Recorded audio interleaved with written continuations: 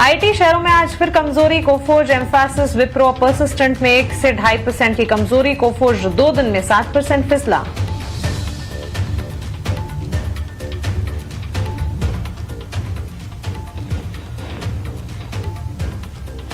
वेदांता का शेयर लगातार 12वें सत्र में चढ़ा, नई ऊंचाई पर पहुंचा। डीमर्जर को एनसीएलटी से मंजूरी, निवेश के मेगा ऐलान और डिविडेंड से मिला सपोर्ट।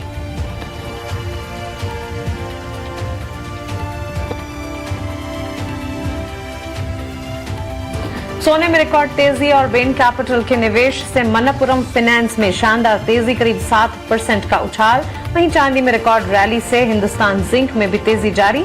3 दिन में हिंदुस्तान जिंक करीब 7% चढ़ा।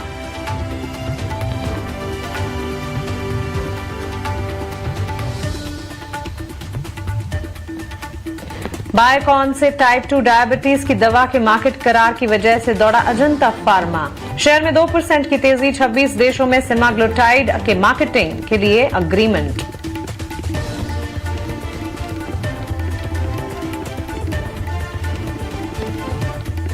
मैनेजमेंट की मजबूत गाइडेंस से फुल स्पीड में जेबीएम ऑटो का शेयर, करीब 11% की शानदार तेजी।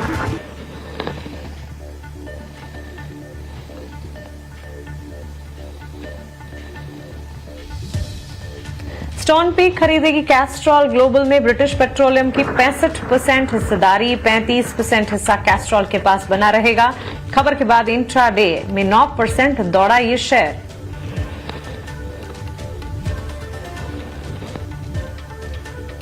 सोलर पावर प्रोजेक्ट के लिए ऑर्डर मिलने से करीब 11% दौड़ा विक्रांत इंजीनियरिंग। कंपनी को महाराष्ट्र से 2000 करोड़ से ज्यादा का ऑर्डर मिला।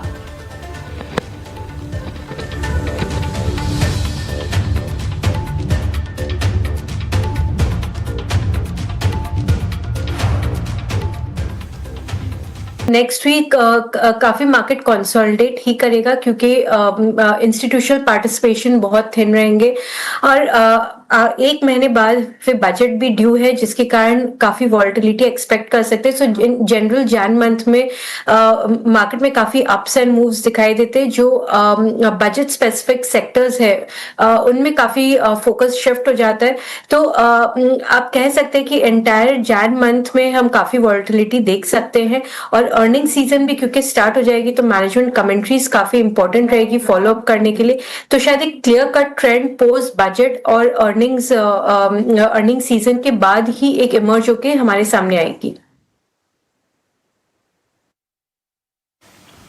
एब्सोल्युटली अर्निंग सीजन का भी इंतजार है, नए साल का भी इंतजार है और अंडरटोन बुलिश लंबी अवधि के लिए कन्विक्शन जरूर नजर आता है, लेकिन कुछ सेशंस वॉलेटिलिटी के लाजमी भी है।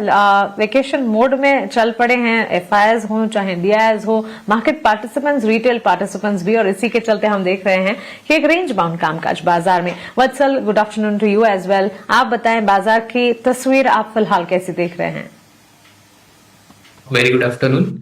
सो फर्स्ट ऑफ ऑल अगर मैं एक पॉजिटिव चीज की बात करूं जो मैंने ऑब्जर्व की है बाजार में कि पिछले 4 जो हमें एडवांसेस फ्रंटलाइन इंडेक्स निफ्टी और सेंसेक्स में देखने को मिले, तो हमें एक मार्केट जो ब्रेथ लाइन वो भी हमें इनलाइन होती हुई दिख रही है। हालांकि आज के सत्र में हमें ऊपर के लेवल से, जहां पे निफ्टी का एक चार्ट पे, टेक्निकल चार्ट पे एक रेजिस्टेंस मार्क है 26,200 230 का जोन, वहां पे हमें थोड़ी सी सेलिंग प्रेशर देखने को मिली। पर जो अंडरटोन है, जब तक निफ्टी 26,000 के लेवल के ऊपर, जहां पे हाल में निफ्टी का 20 days exponential moving average placed है, उसके ऊपर रहता है, तब तक मुझे लगता है कि निफ्टी का जो फ्रंटलाइन इंडेक्स है, निफ्टी सेंसेक्स का अंडरटोन बुलिश रह सकता है। और अगर मैं ब्रॉडर मार्केट की बात करूं तो यहाँ पे हमें सेक्टोरियल स्विंग रोटेशन देखने को मिल सकते हैं। तो अभी भी मुझे लगता है अगर ब्रॉडर मार्केट की बात करें तो सेक्टर स्पेसिफिक जाना चाहिए और मुझे लगता है कि निफ्टी में एक कंसोलिडेशन ही रह सकता है for upcoming few sessions, because Nifty में जो heavy weight bank Nifty index है उसका पार्टिसिपेशन हमें नहीं मिल रहा है अभी, वो एक साइडवेज जोन में चला गया है। तो जब तक बैंक निफ्टी पार्टिसिपेट नहीं करेगा, हमें निफ्टी में एक कंसोलिडेशन, एक मोमेंटम बनता हुआ नहीं देख पाएंगे। फिलहाल निफ्टी के लिए एक इमीडिएट बेसिस पे 26,100 का सपोर्ट रहेगा, ऊपर 26,300 का एक रेजिस्टेंस रहेगा। निफ्टी अगर एक कॉन्फिडेंट क्लोजिंग देता है 26,300 के लेवल के ऊपर, तो वहां से हमें एक मोमेंटम बनता हुआ दिख सकता है। और अगर in any case 26,000 if Nifty drift below 26,000 levels, तो वहां पे हमें वापस से निफ्टी में एक बेयरिश अंडरटोन देखने को मिल सकता है। चलिएगा, बिल्कुल बाजार पर हमारे एक्सपर्ट्स का नजरिया तो हमने जाना। अब वक्त है सवाल जवाब का, और पहला सवाल कृष्णा का लेते हैं। कोलकाता से सवाल पूछ रहे हैं। स्नेहा, आपसे जानना चाहेंगे IRFC में खरीदारी 2,500 शेयर्स खरीद रखे इन्होंने, 132 के लेवल्स की खरीदारी इनकी। इन पर्टिकुलर IRFC पर राय जरूर जानना चाहते हैं। शॉर्ट टर्म व्यू हैं, लेकिन रेलवे स्टॉक्स ये पूरा हफ्ता काफी अच्छा चले हैं और न्यूज फ्लोज का इम्पैक्ट था, जिसके चलते रेलवे स्टॉक्स में अच्छी खासी मजबूती भी थी। इनकी खरीद के स्तर की अगर बात करें, 121 के लेवल्स पर फिलहाल काम कर रहे हैं। इन्होंने 132 के लेवल्स के इर्द गिर्द खरीदारी की है। क्या राय होगी IRFC में? मानसी, ये अपने बाइंग लेवल से बहुत ज्यादा नीचे नहीं है, और क्योंकि बजट सामने आ रहा है तो ये 1 मंथ में रेलवे स्टॉक्स काफी मोमेंटम में रहेंगे, तो चांसेस है कि इनकी बाइंग प्राइस वापस ये बाइंग प्राइस की तरफ मूव कर जाए। मेरी सलाह रहेगी कि टिल बजट IRFC को होल्ड करिए, बिकॉज न्यूज फ्लोज बने रहेंगे, but clear cut direction budget में ही मिलेगा, जहां एक्चुअल में क्या गवर्नमेंट एलोकेशन कर रही रेलवे की तरफ, उसमें क्लैरिटी मिलेगी। तो वो एक क्लैरिटी इमर्ज होने के बाद फिर अकॉर्डिंगली कॉल लेना चाहिए। अगर एलोकेशन काफी अच्छी रहती है इस साल, तो IRFC को डेफिनेटली होल्ड कर सकते हैं, बिकॉज रिस्क रिवॉर्ड काफी फेवरेबल है। बट अगर एलोकेशन थोड़ी सबड्यूड रहती है, तो फिर उस टाइम पे प्रॉफिट बुकिंग करके निकल जाना चाहिए। एब्सोल्युटली। तो चलिए, ये राय रेलवे स्टॉक्स पर, और इन पर्टिकुलर रेलवे, सरकारी बैंक, ये वो सारे सेक्टर्स है, डिफेंस, शिप बिल्डिंग, बजट से ठीक पहले फोकस रिडार पर भी आते हैं, और बजट अनाउंसमेंट में भी इन सेक्टर्स में क्या कुछ अनाउंसमेंट होता है इस पर भी नजर रहती है। ठीक उसी तरह इस बार भी बजट से ठीक पहले रेलवे स्टॉक्स, डिफेंस, ये सारे पॉकेट्स पर नजर है जरूर। हो सकता है अनाउंसमेंट से ठीक पहले भी एक मोमेंटम, और अगर कोई पॉजिटिव अनाउंसमेंट आ जाए तो फिर बिल्कुल मोमेंटम बेस्ड कामकाज इन तमाम में देखने को मिलेगा। एक और सवाल रेलवे स्टॉक से ही जुड़ा, और वत्सल, ये आपसे सवाल का जवाब हम जानना चाहेंगे। फारूक हुसैन लिखते हैं, टेक्स मार्को रेल के 300 शेयर उन्होंने खरीदे हैं, 150 इनके एंट्री लेवल है, 1 साल का नजरिया वो बनाकर चल रहे हैं, यानी कि लंबी अवधि का निवेश मानकर चला जा सकता है। खरीदारी की है, ये रुक भी सकते हैं। टेक्स मार्को रेल पर राय क्या होगी? तो अगर इनका 1 साल का नजरिया है, तो अगर मैं फिलहाल शॉर्ट टर्म की बात करूं, तो शॉर्ट टर्म में मुझे लगता है कि इनके जो बाइंग लेवल्स है, आई थिंक 150, तो वो बाइंग लेवल्स इनको मिल सकते हैं। तो स्टॉक ने अपने जो चार्ट की बात करूं, तो एक डिमांड जोन है, वहां से हमें एक बाइंग इंटरेस्ट वॉल्यूम के साथ देखने को मिला है स्टॉक में। तो मुझे लगता है इनको स्टॉक को होल्ड करना चाहिए with the stop loss of 124, और ऊपर की ओर जो टारगेट में एक्सपेक्ट कर रहा हूं, अगर ये 1 साल का नजरिया लेके चल रहे हैं, तो ऊपर जो मैं टारगेट एक्सपेक्ट कर रहा हूं वो 180 के टारगेट एक्सपेक्ट कर रहा हूं। तो इनको एक स्टॉप लॉस लगा के चलना होगा 124 का, और अगर यहां से स्टॉक इनका बाइंग प्राइस मिलने की तो पूरी पॉसिबिलिटी है, पर उसके ऊपर अगर सस्टेन करता है तो 180 190 के लेवल्स भी उनको देखने को मिल सकते हैं।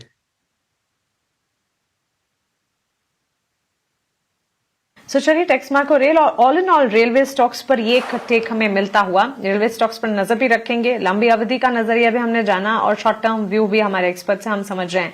आगे बढ़ते हैं, और फाइनेंशियल सर्विसेज की अगर बात करें, बैंक्स, एनबीएफसीज, बैंक्स तो नहीं लेकिन एनबीएफसीज एंड फाइनेंस से जुड़े स्टॉक्स में हमने देखा लास्ट ट्रेडिंग सेशन में मूव्स थे जरूर।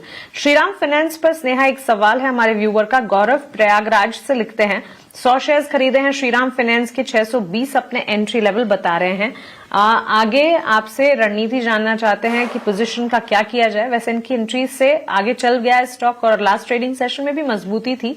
लास्ट क्लोज 974 का, इनकी खरीदारी के स्तर जो है 620 के हैं, यानी कि काफी अच्छा मुनाफा, ऑलमोस्ट 35,000 का मुनाफा ये देख रहे हैं। क्या राय होगी? मेरी राय रहेगी कि आप 1000 के लेवल के आसपास इसमें पार्शियल प्रॉफिट बुकिंग कर सकते हैं, और बाकी इसे थोड़े से और लंबी अवधि के लिए होल्ड कर सकते हैं, बिकॉज अभी जो कंपनी ने रिसेंट फंड रेजिंग की है वो उसके बैलेंस शीट को और स्ट्रेंथन करेगी, क्योंकि उनकी कैपिटल बेस काफी स्ट्रांग हो जाएगी, तो इससे ये काफी अच्छी बड़ी लेंडिंग और कर सकेंगे। एंड प्लस आरबीआई की जो रेट कट्स जो इम्प्लीमेंट हुए हैं, तो उससे इनके जो ओवरऑल क्रेडिट कॉस्ट है वो काफी काफी नीचे आ रहे हैं, जिससे कि इनके जो निम्स है वो एक्सपैंड होगी। तो जहां पे हायर लेंडिंग के थ्रू इनकी ओवरऑल जो डिसबर्समेंट की एयूएम है वो एक्सपैंड होगी, वहीं पे निम एक्सपेंशन भी साथ ही साथ देखेंगे। तो ओवरऑल प्रॉफिटेबिलिटी में एक काफी स्ट्रॉन्ग ग्रोथ दिखाई देगा। हम 25% प्लस प्रॉफिटेबिलिटी एक्सपेक्ट कर रहे हैं कंपनी से ओवर नेक्स्ट 2 to 3 years। और ये सारे इनिशिएटिव्स उसके आरओएच को भी एक्सपैंड करेंगे टुवर्ड्स ऑलमोस्ट 4%। तो all in all long term outlook काफी स्ट्रॉन्ग है। वैल्यूएशन वाइज थोड़ा सा फेयर वैल्यूएशन पे जरूर है। इसके लिए मैं सलाह दूंगी कि पार्शियल प्रॉफिट बुकिंग करें, बट कंप्लीटली नहीं निकले, क्योंकि लॉन्ग टर्म आउटलुक अभी भी काफी स्ट्रॉन्ग है। 1000 के लेवल्स पर पार्शियल प्रॉफिट बुक करने की राय फिलहाल आपको श्रीराम फाइनेंस पर मिल रही है। यहां से कन्विक्शन है, इसी के चलते पार्ट प्रॉफिट बुक करने की राय फिलहाल हमें मिलती हुई। एक और सवाल अमित द्विवेदी का है ओला इलेक्ट्रिक पर। वत्सल 300 शेयर्स खरीदे हैं, 49 अपने एंट्री लेवल्स बता रहे हैं। और ओला इलेक्ट्रिक अगर देखें इनकी खरीद से तो नीचे गया है, 35 रुपए 30 पैसे के आसपास लास्ट क्लोज हमने देखा। हालांकि तेजी भी थी स्टॉक में, लेकिन इन्होंने खरीदारी ऊंचे लेवल्स पर की है। पिछले 5 ट्रेडिंग सेशन में स्टॉक में मजबूती का रुझान दिखा जरूर है, लेकिन ये करीब 4000 का नुकसान देख रहे हैं। क्या राय होगी? ओला इलेक्ट्रिक की बात करूं तो पिछले कुछ सेशन में हमें एक न्यूज ड्रिवन मूवमेंट ओला इलेक्ट्रिक में देखने को मिला है। स्टॉक ने एक अच्छा खासा सपोर्ट बनाया है 31 के लेवल पे। हालांकि अगर मैं इसको परसेंटेज टर्म्स में कन्वर्ट करूं तो बहुत ज्यादा, मतलब 10 to 12% होता है ये। पर मुझे लगता है कि अगर इनको कोई भी राइज मिलता है टुवर्ड्स द लेवल ऑफ 37 और इवन 40, तो उनको इसमें से एग्जिट ले लेना चाहिए। फिलहाल स्टॉक का एक सपोर्ट बन रहा है 31 का। तो यही राय है कि अगर आपको कोई भी राइज मिलता है तो यहाँ पे आप एग्जिट कीजिए। अगर आपको 37 के लेवल्स मिलते हैं तो वहां पे आप एग्जिट कर सकते हो स्टॉक में।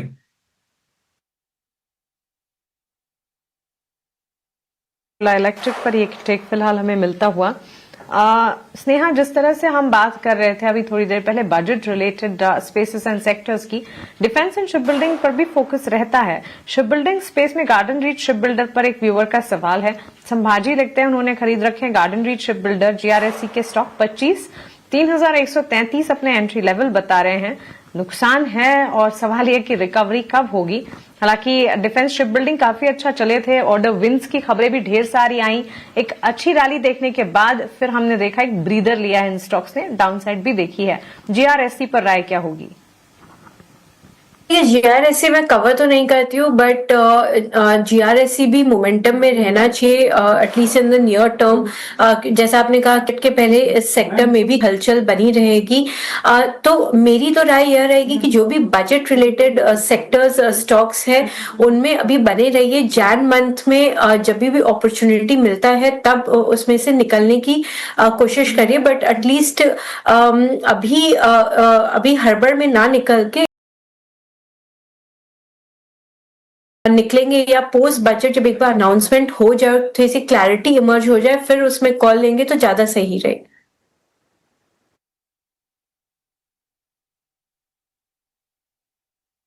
ये एक राय फिलहाल हमें मिलती हुई। आगे बढ़ेंगे और हमारे अगले सेगमेंट का रुख करेंगे वैल्यू इन्वेस्टमेंट पिक, यानी कि वीआईपी शेयर। हमारे एक्सपर्ट से अब जानते हैं।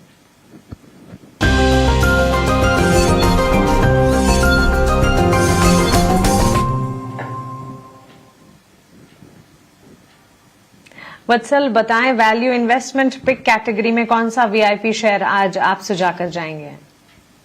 तो सबसे मेरे 3 स्टॉक रहेंगे। तो पहला रहेगा मेरा शारदा एनर्जीज। शारदा एनर्जीज को आप बाय कर सकते हैं 536 के लेवल पे। 515 का एक स्टॉप लॉस लगा के चलना होगा।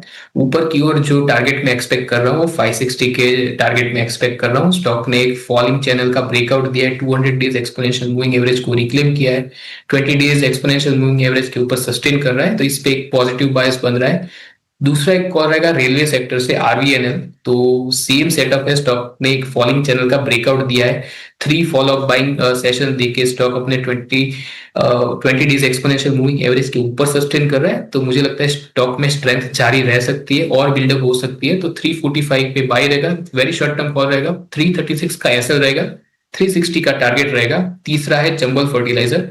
तो स्टॉक को आप 473 के लेवल्स पे बाय कर सकते हैं, 451 का स्टॉप लॉस रख के चल सकते हैं, 500 का टारगेट रहेगा। सेम सेटअप है, स्टॉक ने फॉलिंग चैनल ब्रेकआउट दिया है और ब्रेकआउट के बाद अपने crucial short term 20 days exponential moving average के ऊपर सस्टेन कर रहा है, इसलिए स्टॉक में एक पॉजिटिव बायस बन रहा है। चलिए, तो बिल्कुल एक नहीं, दो नहीं, 3 आइडियाज वैल्यू इन्वेस्टमेंट पिक के तौर पर वत्सल की तरफ से हमें मिलते हुए। स्नेहा, आप बताएं आपके आइडियाज क्या होंगे? मेरी पहली पिक है यूपीएल। तो बजट को नजर में रखते हुए मैं ये स्टॉक दे रही हूँ। एंड मोरओवर जो सेकंड हाफ है FY26 के, इसमें कंपनी के काफी शानदार नंबर एक्सपेक्टेड है। Q2 में भी हमने बहुत स्ट्रॉन्ग नंबर्स देखे थे एंड ये सेकंड हाफ भी कंपनी के लिए काफी स्ट्रॉन्ग रहेगा क्योंकि ओवरऑल वॉल्यूम में अच्छी रिकवरी एक्सपेक्टेड है। एंड प्लस अगर देखें तो कंपनी ने अपने जो ओवरऑल बैलेंस शीट को क्लीन अप किया है पोस्ट बॉन्ड रिपेमेंट, तो उससे भी काफी ग्रोथ को सपोर्ट मिलेगा। वर्किंग कैपिटल काफी डिसिप्लिन है। तो इन सब को नजर रखते हुए अगर India US trade deal successful रहता है तो ये कंपनी के लिए पॉजिटिव ट्रिगर रहेगा। प्लस बजट में कुछ भी अगर एग्री रिलेटेड पॉजिटिव डेवलपमेंट्स आते हैं तो कंपनी के वॉल्यूम को ही और फर्दर सपोर्ट करेगा। तो इसको नजर में रखते हुए हम यूपीएल को टारगेट कर सकते हैं with a target price of 820। मेरी दूसरी पिक रहेगी पीएनबी हाउसिंग। तो पीएनबी हाउसिंग में जो रिसेंटली अभी सीईओ के अनाउंसमेंट हुआ है, तो एक बहुत बड़ा हेडविंड कंपनी के लिए रिजॉल्व हो गया है। Plus at the same time अगर हम देखें तो ओवरऑल जो कंपनी की फाइनेंशियल्स है काफी हेल्दी है। एक सीईओ के एग्जिट के बाद एक कंसर्न जो रेज हुआ था उसके कारण स्टॉक में एक अच्छी खासी हमने करेक्शन देखी थी। तो रिस्क रिवॉर्ड काफी फेवरेबल है। प्लस अगर हम ग्रोथ ड्राइवर्स की बात करें तो इनकी जो ओवरऑल रिटेल लोन बुक है उनमें अच्छी 18-20% ग्रोथ एक्सपेक्ट कर सकते हैं। प्लस ये कंपनी भी निम एक्सपेंशन विटनेस करेगी क्योंकि ओवरऑल क्रेडिट कॉस्ट नीचे आ रहे हैं। So all in all favourable risk reward होने से इसे देख सकते हैं with a target price of 1080। Absolutely. चलिए, अब इस शो को समेटने का समय हो चुका है। वत्सल, स्नेहा, बहुत शुक्रिया आपका हमारे साथ जुड़ने के लिए, सवालों के जवाब देने के लिए, बाजार पर अपनी रणनीति और साथ ही वैल्यू इन्वेस्टमेंट पिक्स हमारे साथ शेयर करने के लिए। फिलहाल इस बुलेटिन में इतना।